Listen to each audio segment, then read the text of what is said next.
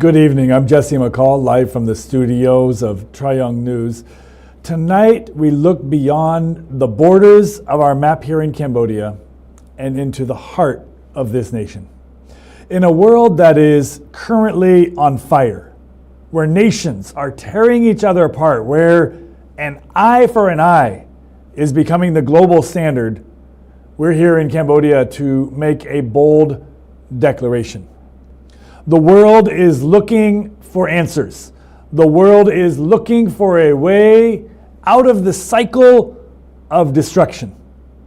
And tonight, we declare that the answer is found right here. Cambodia will lead the world by example in showing how to live in peace. We are not just a country that has peace. We are a country that chose peace when it was a very hard choice to make. To understand where we're going this evening, we must remember the miracle of where this started. Go back to 1998. The soil of this nation was still soaked in the blood of decades of civil war. To be honest, the grievances between the royal government and the remnants of the Khmer Rouge were very deep. The wounds were fresh. In almost any other country, in any other history book, the next chapter would have been, maybe some people say should have been, revenge. It would have been tribunals, executions, and a new cycle of hatred. But listen carefully, Cambodia did something that the world said was impossible. At that time, Prime Minister Samdech Hun Sen stood before a divided nation. I remember I was here at that time and spoke 5 simple words that changed the course of history. Let bygones be bygones. This was the birth of what we call now the win-win strategy. It was a radical idea. It rejected the ancient curse of an eye for an eye. Instead, Cambodia said, enough. We chose integration over elimination. We chose reconciliation over retribution. Cambodia chose life over ideology. Listen carefully. Cambodia didn't just end a war at that time. Cambodia dismantled the mindset of war. Cambodia invited former enemies to sit at the same table, to build the same roads, to raise their children in the same schools. Listen carefully, that decision in 1998 wasn't just a political strategy. It was a spiritual victory. It proved that peace is not the absence of conflict, but peace is the presence of forgiveness. Look at Cambodia now. Because of that seed planted in 1998, Cambodia today stands in a state of great national unity. While other nations are fracturing along political or ethnic lines, Cambodia is solidifying. We live under what we proudly call the roof of peace. This roof shelters us all, regardless of our past, regardless of our differences. Cambodia's economy is growing because our hands here are not holding guns. They're building skylines.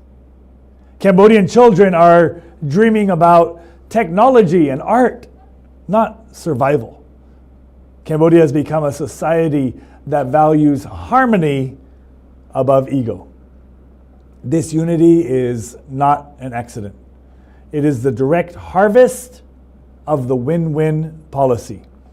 It is the proof that when you choose to live together, you don't just survive, you thrive. And this brings us to Cambodia's declaration for the future. We see tensions rising around the globe, in Europe, in the Middle East, even amongst our neighbors here in Southeast Asia. It seems like the world is addicted to conflict. It seems like the world is perhaps forgetting how to forgive. Therefore, we declare that Cambodia is rising as a global leader in peace. We are no longer the student of history. Cambodia is becoming the teacher. The world needs to learn the lesson of 1998. The world needs to learn that you cannot bomb your way to unity. You cannot hate your way to harmony. We declare that Cambodia will be the model for post-conflict reconstruction. We declare that Cambodian soldiers, once fighting each other, will now wear blue helmets and travel to Africa and the Middle East to protect the peace of others.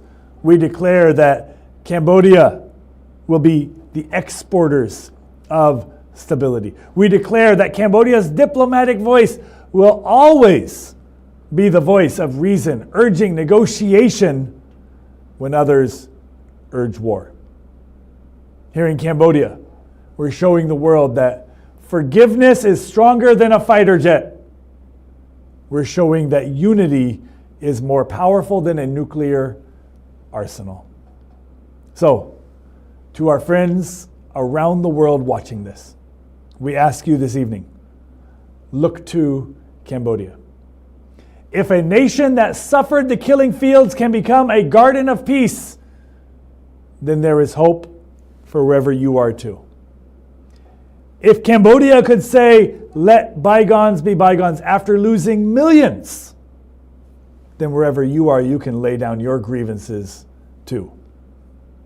Cambodia is small in size, but we are giant in spirit. Cambodia has walked through the fire and has come out carrying water for the world. Cambodians love peace. Cambodians cherish peace because they know the high cost of losing it.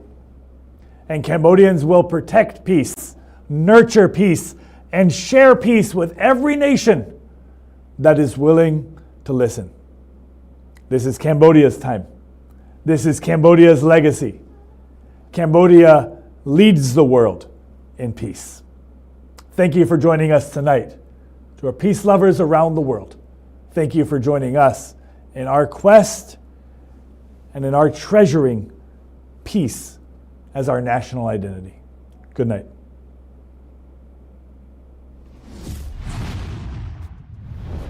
ត្រយ៉ងនាំសារពិតគ្រប់ទីកន្លែង